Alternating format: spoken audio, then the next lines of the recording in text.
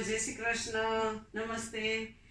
આજે મને સવારમાં ભૂખ બહુ લાગી છે, તો વિચાર કરતી હતી કે શું બનાવું. તો મને થયું કે હું ચાલો આજે બાજરાના ઢેબરા બનાવું.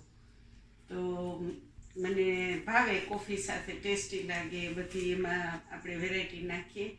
અને બાજરાના ઢેબરા લગભગ તો બધાને ભાવતા હોય, નાના છોકરાઓને ભાવે, મોટાઓને પણ ભાવે. અને સવારમાં મને એવો હેલ્ધી નાસ્તો બહુ મજા આવે કરવાની. તમે બનાવતા હશો, પણ તમે તમારી સ્ટાઇલમાં કરતા હશો, હું મારી સ્ટાઇલમાં કરું છું. તો તમે જુઓ કે આ કેવી રીતે બનાવું છું. હા, તો આપણે બાજરાના ઢેબરા માટે આ બધી વસ્તુ જોશે. તો સૌથી પહેલાં તો આપણે બાજરાનો લોટ જ વધારે યુઝ કરવાનો છે. તો એમાં હું આટલો થોડોક બાઇન્ડિંગ માટે ઘઉંનો લોટ નાખું છું. અને એમાં જોશે પાણી, આ છે દહીં. અને આ લોકડાઉનમાં મારી પાસે મેથી નથી, હું મેથી વધારે નાખતી હોઉં છું, પણ મારી પાસે થોડાક ધાણા છે.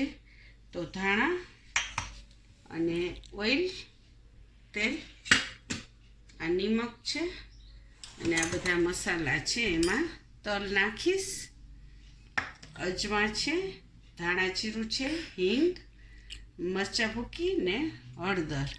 સૌથી પહેલાં નાખશું એમાં તલ.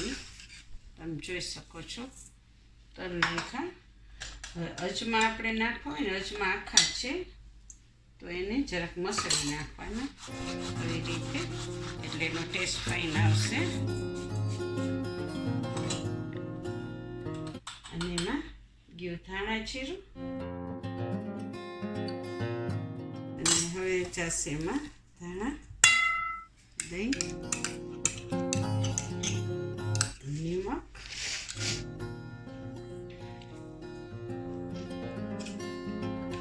જરૂરિયાત પૂરતું બધું મિક્સ કરી નાખવાનું. હિંગ આપણે નાખશું જરૂરિયાત પ્રમાણે. બધું મિક્સ કરી આટલો આપણે ગોળ નાખશું. લોટ બાંધું છું, 9 સેકું પાણી લીધું છે, બહુ ગરમ નહીં લેવાનું. આપણે આ લોટ બાંધી લીધો છે અને આવો બાંધવાનો. તમે જોઈ શકશો આપણે પરોઠાનો બાંધીએ ને એવો. જો એમાં તલ ને ધાણા તમને દેખાશે. તો ચાલો હવે હું એને કેવી રીતે વણું છું.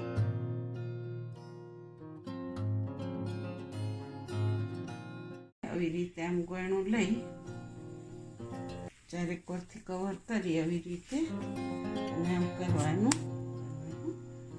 આમ કરીએ. અને બાજરાનો લોટ વધારે છે એટલે બહુ ભાગ દઈને નહીં કરવાનું, હલકા હાથે કરવાનું, નકર આ તૂટી જાય છે. તમે જોશો આની કોર કે જરાય ઓલું નહીં થાય, થોડોક અમથો મેં તમે જોયો ઘઉંનો લોટ નાખ્યો છે. અને હું થોડું મોટું બનાવું છું, નાખી લઈ એમ કરી અને લોટ આપણે એને ફેરવી નાખશું.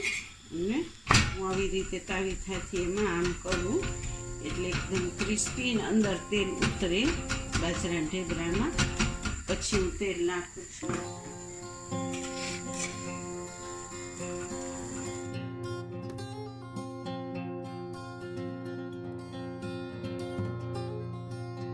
અને આને મીડિયમ આંચ ઉપર પકાવવાનું છે એટલે ફાઈન એકદમ પાકશે.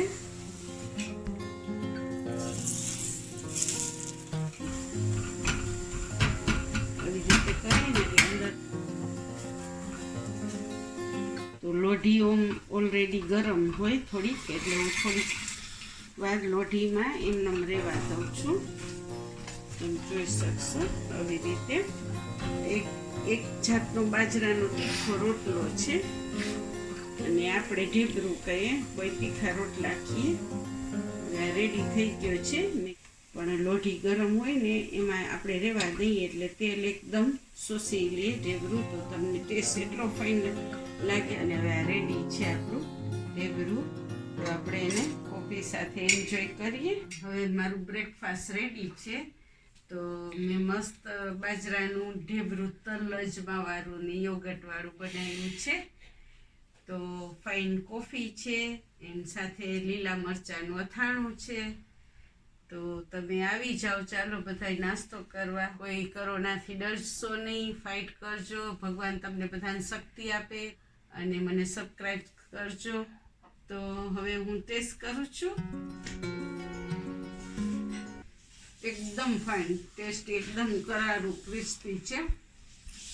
તમે પણ બનાવજો અને મને કહેજો. આ તમે 2 દિવસ રાખી શકો, બગડે નહીં, સ્ટોરેજ કરી શકો, 2 દિવસ 3 દિવસ ખાઈ શકો. તો ઓકે, નમસ્તે, જય શ્રી કૃષ્ણ. અને મને ખાવામાં કંટ્રોલ નથી રહેતો, તો હું ચાલુ કન્ટિન્યુ રાખું અને મને મજા આવે છે. તો ઓકે, બાય, જય શ્રી કૃષ્ણ.